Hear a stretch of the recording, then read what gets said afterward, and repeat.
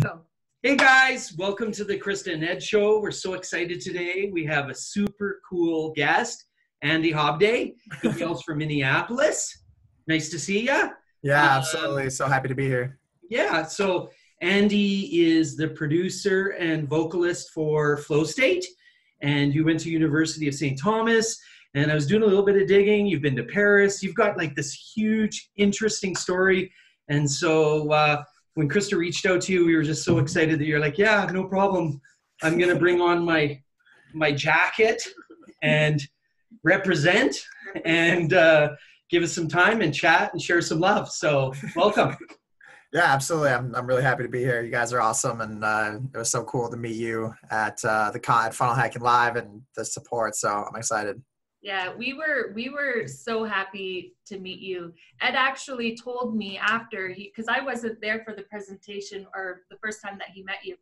And he's like, oh, I met this really cool guy. And then when we were eating and you came up to us, he's like, this is the guy I was telling you about. And yeah. You know what? I'm a very intuitive, I can read people's energy, right? As soon as I meet them. And I was like, I just knew before you even started talking. I don't know if you remember my face, but sometimes people say I have like a resting bitch face, or, honestly, or I look like, I don't know, but I was like, I hope I didn't look bored to you when you were talking. It's just that I was like, I know you're super cool. You just need to believe it. You've got this. Yeah. You're awesome. Yeah. So. Yeah. And to give context, to our listeners, you came up on stage, you took I just saw this energy. It was like grit. It's like determination. It's like, okay, I'm going to do this. I'm going to step out on a limb. And so when we saw you at that meal afterwards and you're kind of by yourself and there's a whole crowd of people, I was like, I got to go up and show this guy some love and, hey man, it's okay. And, reach out. And I think one of the most rewarding things is trying to help other people and serve other people. So. Absolutely. So you know what, Andy, I was hoping, because you're such a, interesting human being, and instead of us kiboshing your bio, I was hoping that you could tell us a little bit about yourself, and, your story, where you came from, what you're doing, all that kind of stuff. Yeah, absolutely. So I grew up in Minnesota. I actually went to a French immersion elementary school that my parents enrolled me in. Which was super cool and badass of them at the time because it was a brand new program and nobody really didn't know a ton about language immersion at that point. And so people were skeptical that it was going to work. But my parents, they went to the meeting and they kind of heard what the school had to say and they ended up doing it. And so I think my class was maybe either the second or third year of the school ever being open, something like that. I'm not 100% sure, but close to it. And the way that it works is that kindergarten, first and second grade or whatever, I don't know if it's different for you guys, but the first 3 years was all in French. So literally the first day, 5 years old, they bring you into this class, they just start speaking French at you and you got no idea what's going on, Yeah. And then, for the last 2-3 years of elementary school, they go half, 50% French, 50% English. And by the time I was 10 years old, without knowing the difference, I was speaking French. I was bilingual. So that was really cool. Studied that all through high school. And then I ended up spending a year in Paris through an exchange program. The same exchange program that my dad had done when he was in high school. So he had kind of turned me onto it and asked me if I'd be interested. And I said, yeah. Yes, please. I would love to do that. Yeah. And so then I came back from that. I did 4 years of school at the University of St. Thomas here in Minneapolis, St. Paul. Graduated with degrees in economics and French and a minor in music production. And since then, during college, I was making music. That's when I started producing. And since then, my cousin Tommy and I have started Flow State, which is our music project. I produce all the beats, and then both Tommy and I are vocalists. And then I'm working for my dad, who started a company, and that's where I'm at. I'm at his office right now. He started a company when I was about 5 years old. So he's been in business for about 20 years that produces online training programs for nursing care staff on the subjects of Alzheimer's and dementia care. So he teaches people how to communicate with somebody that has Alzheimer's disease, how to care for them. And yeah, so that's a little bit about what I got going on. That's totally awesome. I just have to throw something in there about that.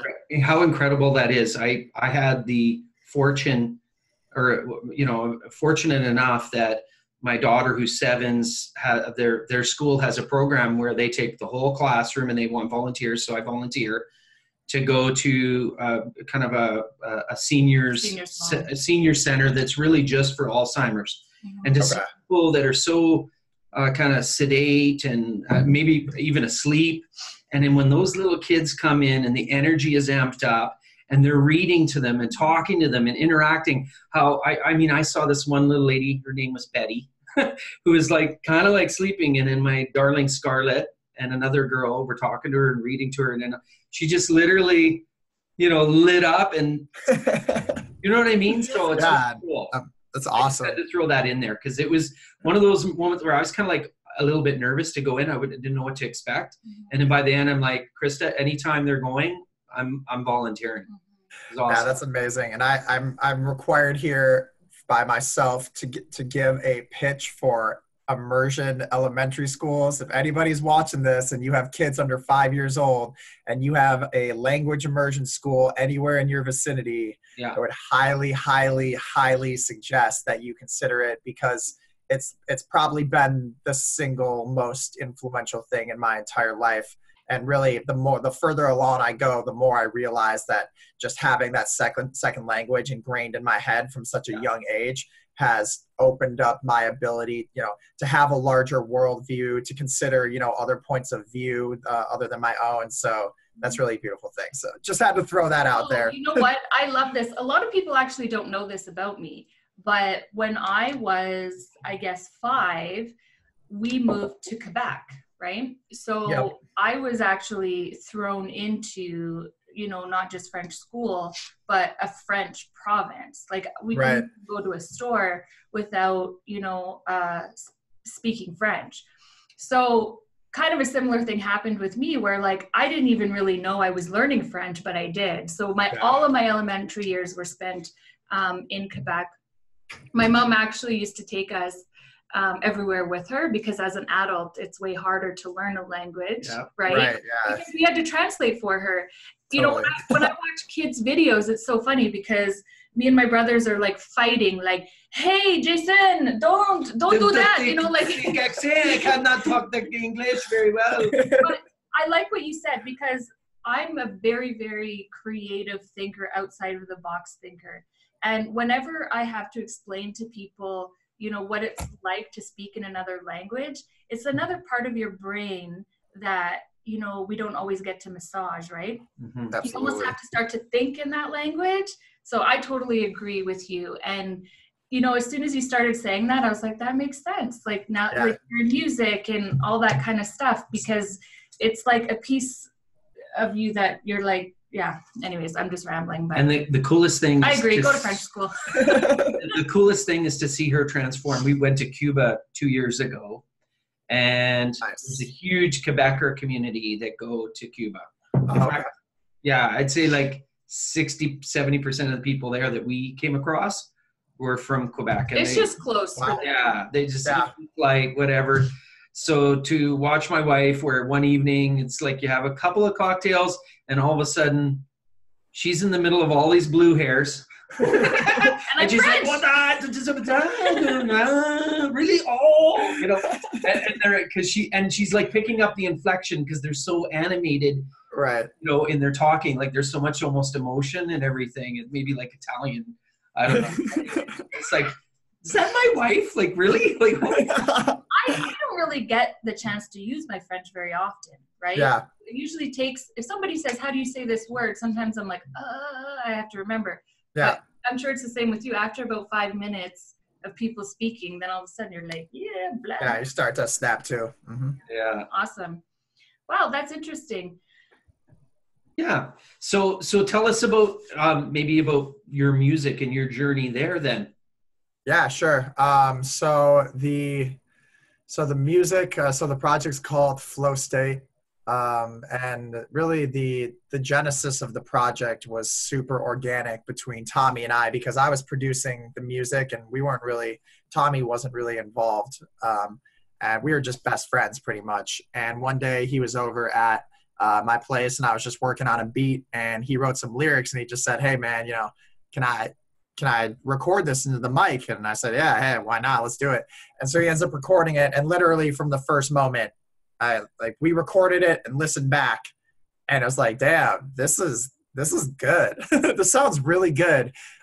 So from there, it didn't take off right away because so at that point I had been producing for about 3 years. And before that I had some not so positive creative relationships that had kind of skewed my viewpoint towards collaboration. And I was just finally kind of getting into my own space and growing and feeling very excited about that. And so when Tommy came in, he was already my best friend, so I had that going, but I was still very protective of kind of the vision. And it took me months. I mean, he would just beg me to send him the music just so he could listen to it and write stuff. And I wouldn't, because I was just nervous. I just wanted to make sure it was right, but he kept pursuing, he kept fighting it and, saying like, no, like I really truly want to be involved with this. And so eventually I kind of started to let him into that.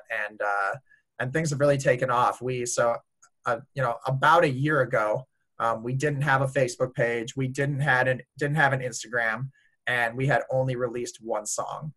Fast forward 1 year, we've released an album. Our Facebook page has almost 2,000 followers. We're working with an Instagram marketing agency. We have a booking agent. We're releasing another album in a month. I'm playing a show tonight. I'm playing a show tomorrow night. We played a show on Tuesday. So things are going really well on that front. And the music is a lot of fun, but Flow State, and I think we're going to, change a lot of lives through it. But Flow State is also a bigger concept. I'm always, in my life, I'm always thinking about how can I take it one step bigger? How can I make this more inclusive, a larger vision? So every time I kind of hit a point where I've, accomplished something that I was looking to accomplish, then I say, okay, how do I widen the, the depth of what I'm doing? And so Flow State for us is this concept of when you're in a state, it's where you kind of mix experiences or things that require high skill levels and also high difficulty. So it's kind of like an axis of so if you had like high skill level on the x-axis and high difficulty on the y-axis. So if you have a low difficulty, low skill level activity, that'd be in this bottom quadrant. And that's playing whatever, Angry Birds or something, you know what I mean? And you suck at it, right? Low difficulty, low skill level. So whatever. So some random, some easy app game, and then you could have a high skill level and a low difficulty. And that's going to be enjoyable. Eventually, you're going to get bored. So the concept is to find something that challenges you. And at first, if you do something that's high difficulty, low skill level, like producing music or starting a business or learning to meditate, there's 100 different things that are challenging. At first, you're going to have a high difficulty, low skill level. What you're going to experience is frustration. Yeah. And what people miss is that when you're experiencing those emotions, it feels negative, but actually those negative, if you're pursuing something and you're having trouble with it and it's causing negative emotions within you, that is actually a direct signal that you're on the right track. Right. Growth. Wow. Because everything in life that's worth it is going to be an uphill battle. Whether it's a relationship or a business project or I feel it in relationships. Exactly. We all do though. That's part of it. That's every day that the things that really count in life are gonna be hard. It should be. Right. And if you're doing something that's hard and you're getting frustrated about it, you need to be able to take a step back and say, cool, this is a good thing, because what's on the other side of that wall is a high difficulty task that you have a high skill level. And that's when, for us, you achieve what we call the flow state. Yes. And That's awesome. it's in that state when you kind of lose yourself to what you are doing, and you're able to give yourself fully, that we feel people are going to create, the best lives for themselves, the best works of art, the best business ideas, all these types of things. So that's kind of the larger vision. So Andy, I don't know how old you are, but I'm going to say not as old as us. 25.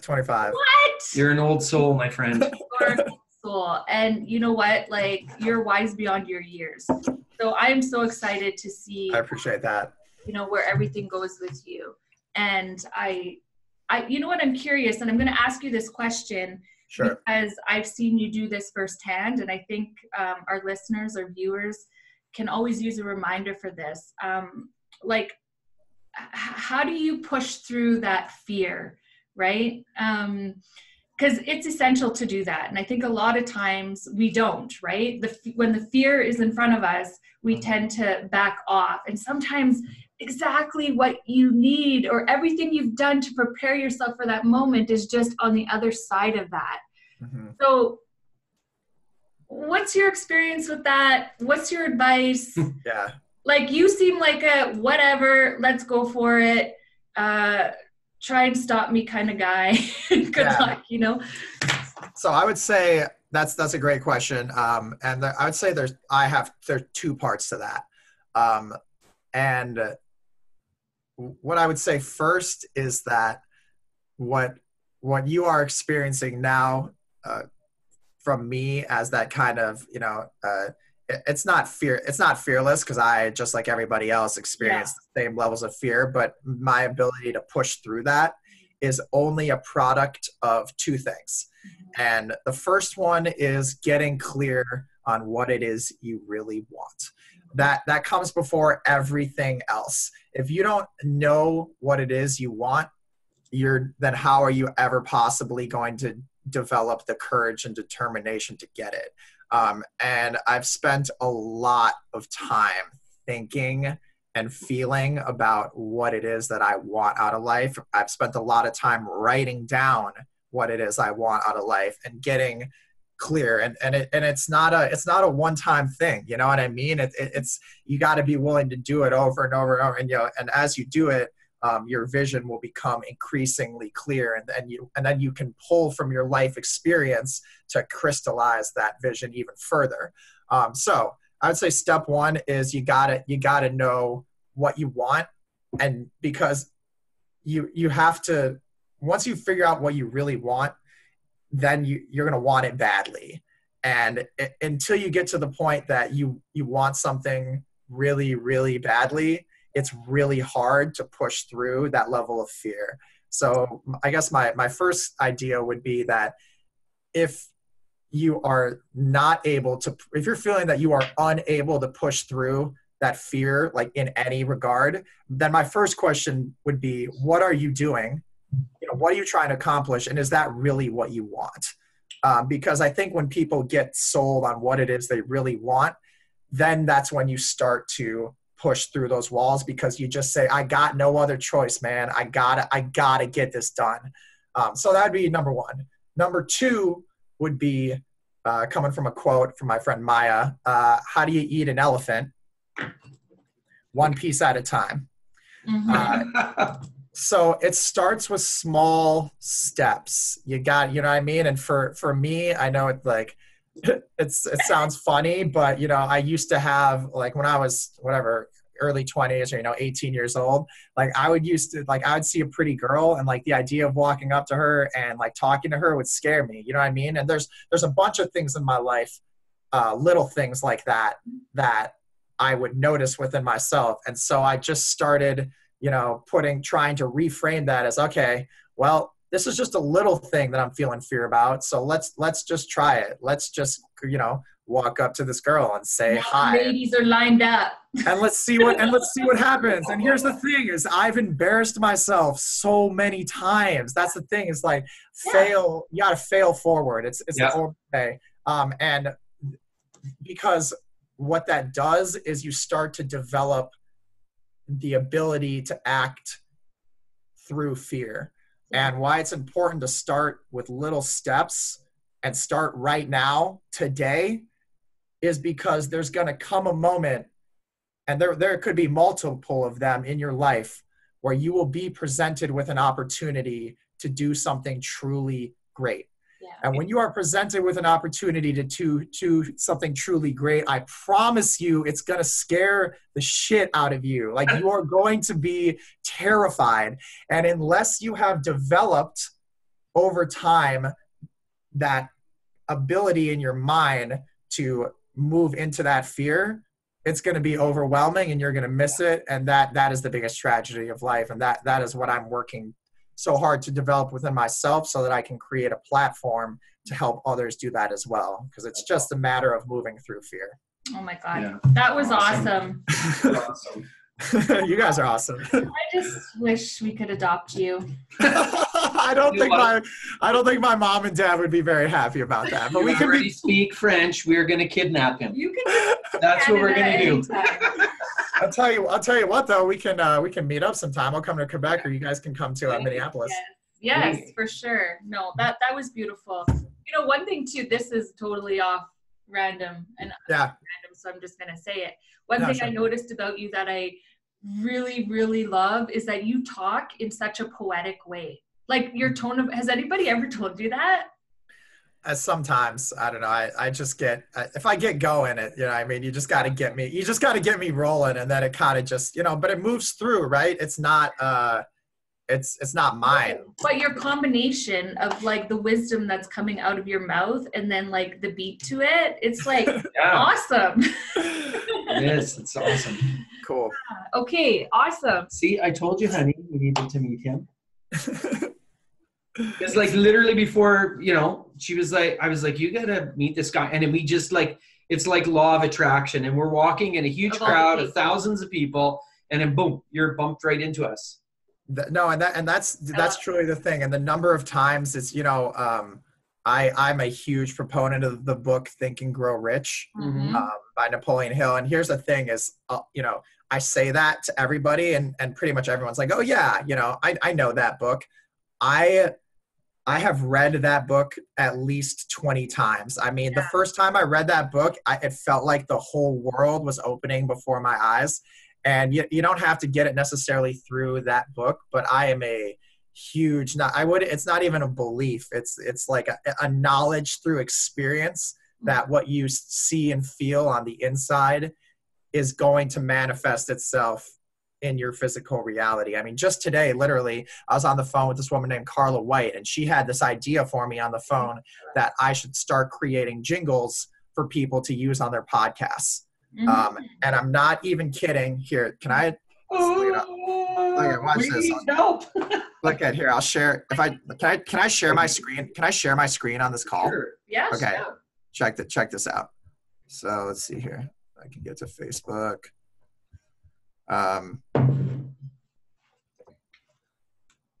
Here we go. So I had the call with Carla White this morning, and then at 10:42 a.m., literally like an hour after the call, I get this message from a woman named Fran that says, I see you sent me a friend request. I want to do a quick interview and also possibly hire you to produce a jingle for me.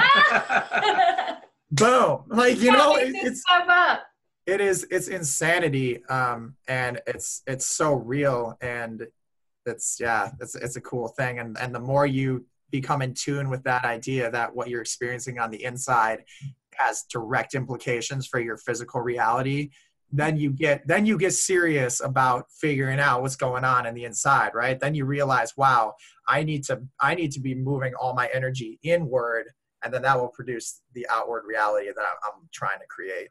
Yeah. Yeah, I'm gonna stop sharing this now. Yeah. So you know what? That's so awesome. And I mean, we can talk about that for hours, but there's in the last even couple of days, I mean, there's been so many coincidences well, I don't know if you should call it that, like for us as well. Like we're literally talking about something and then the next minute, you know, it kind of happens. And it's really cool, like you said, when you can get to that spot, right, where you're in tune, you know, you have a higher belief or whatever it is, but you're also putting out to the universe, right? Where you're going, like goes back to getting clear on your message and what you want and what you need. And it's funny how it works and it brings it to you. So cool. Definitely. Oh, I have like shivers talking to you. I'm just like, and I would say like last thing there, you know, we're so simple. Write it down. Write it down, write it down, write it down, write it down, write it down. Write down what you want. It's literally that easy. You just have to write it down. Please write it down. All right. How do you manifest it unless you're writing it down? Unless you write it down. Just take out a piece of paper right now as you're seeing this and just write down something that you want. Look at, we'll do it together. So okay. We're going to write it down. Oh. Write it down, Ed. Right? I'm not just talking fluff here. We're implementing, you know? So we're gonna spend. Oh my God, I love this guy. I feel like I'm on his show. This is our show. No. I'm just rolling with it. All right, we're gonna take 30 seconds here and we're all just gonna write down something that we want. Okay, guys, you do this as well. If you're listening or watching this video, let's do this. Oh, we start now? You don't listen, do you?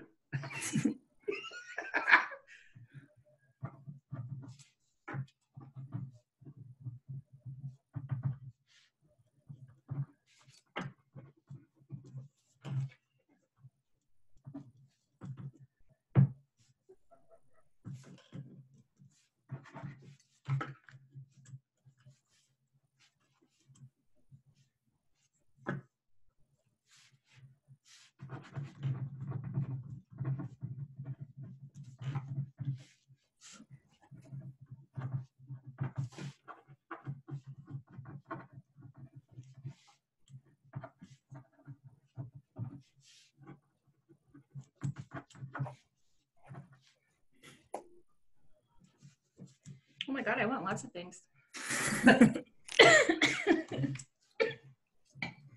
Okay, I've spent a bit of time thinking about this lately. So, you know, like it's funny, like at 5 a.m. this morning, it's dark. I don't want to wake anybody up. And I was listening to some stuff on YouTube and I've been actually really thinking. Did you write it down?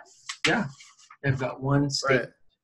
But you know, it's like you just said, Krista, and there can be multiple different variations of what you said, this idea of like, oh my God, like I want a lot of things, you know, other variations of that are, oh my God, I didn't really even realize that I wanted this, or, oh, I'm not even sure I've really ever thought about what I wanted. You know what I mean? These are the things that, you know, will get you rolling on creating a life you love. Awesome. Yeah. Cool. All right. All right. What's next? I have a question for you. Yes. What is your superpower? So that's been a work in progress. I would say something, and it's really actually pretty crazy because something I got pretty clear on the second day of Funnel Hacking Live was my superpower. And it's insane because when I wrote it down, then literally the next day it manifested itself. And for me, what I see in my life and I truly feel is that my superpower is an ability to activate and inspire those around me to become better versions of themselves. Mm-hmm. Mm-hmm. And I've known it.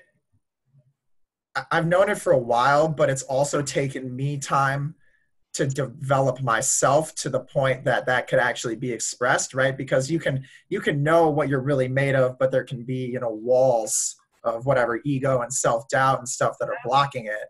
But as you're kind of able to move through that, then what you really are on the inside begins to shine. And because I've been able to, you know, through self-work, kind of move through those layers of, you know, having a childhood of being bullied and, you know, growing up with a gay dad, you know, then getting teased for that and having no friends in high school, things like this.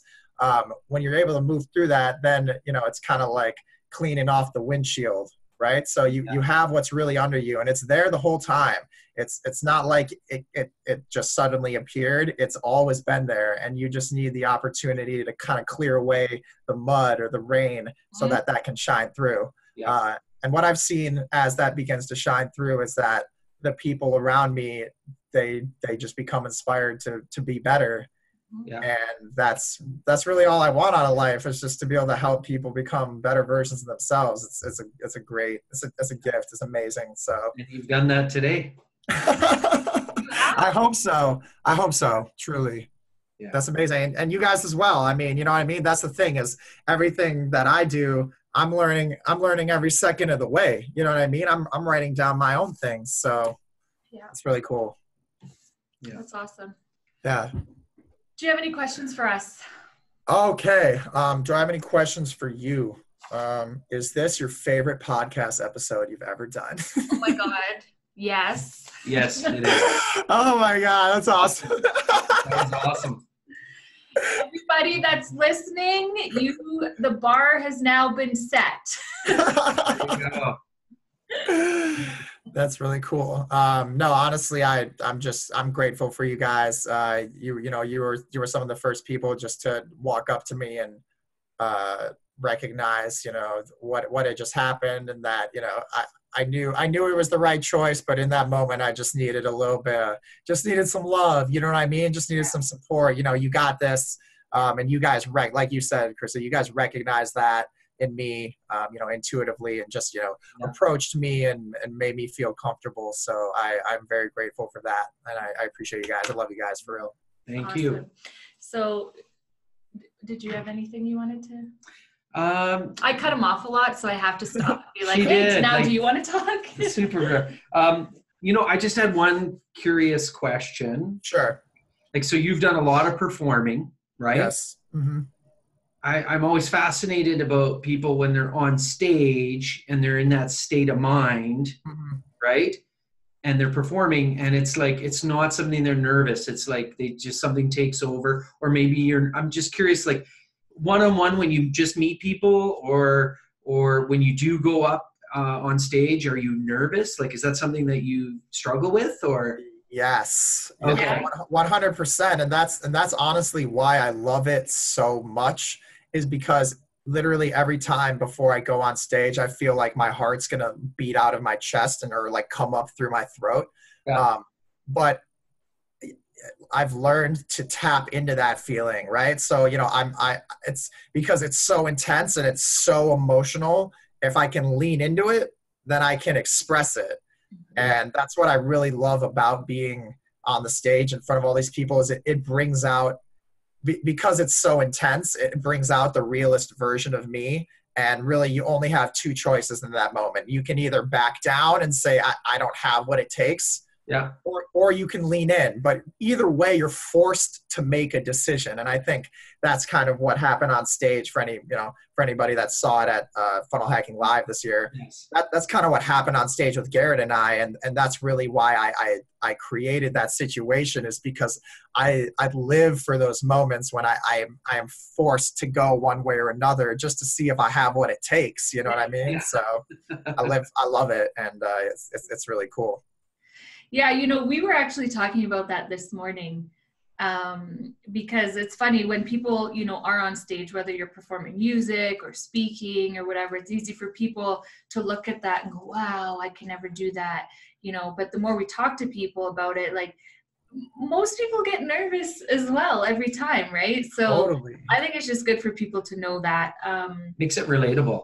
No, but that's the thing. That's the thing that I was trying to express earlier, is that if anybody, I have my own idols, people that I think are doing amazing things, but nobody we're all human. I guarantee you there is not a single person that doesn't feel fear or jealousy or envy or love or joy. We're all part of it. Literally the only difference between those that are living the life they love and those who are not is what they decide to do with what they're feeling. Yeah. That's the only thing. We're all the same, and it just comes down to what decisions are you going to make based on those things you're feeling. Are you going to lean into it, or are you going to let it control you? And that's real. Bam! There you go. Everybody, start listening to this guy. Yeah. So, can you tell us how our listeners can get in touch with you or follow you? Yeah, absolutely. So I had this music thing going. All this personal brand stuff has kind of just popped up since, Funnel Hacking Live. So I'm just in this furious hustle to try and launch a personal brand in 72 hours, which has been insane. But you can find me on Facebook at Andy Hobday. Well, my name will be showing up on the screen here for the whole podcast, right? When people watch it. So so my name's right there. You can find me on Facebook. You can find me on Instagram. If you want to check out our music project, it's called Flow State, FLOW State, STATE. It's all one word. You can find us on Facebook. Otherwise, on Instagram, our handle is at Flow State Sound. I think we're on Spotify as well. So if you do a little digging, you'll find me.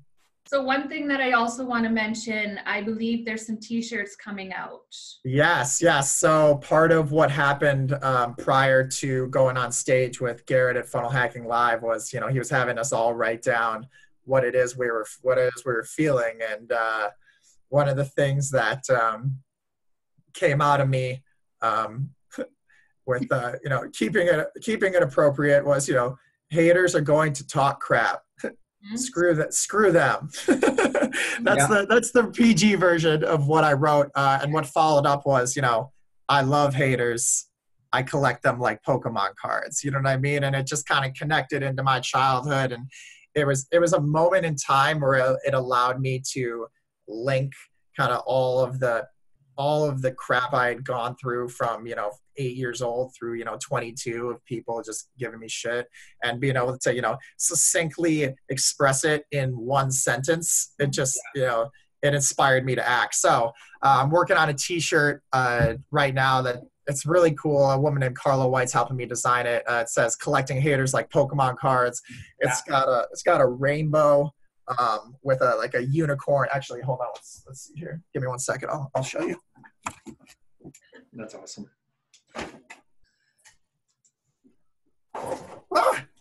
Shoot.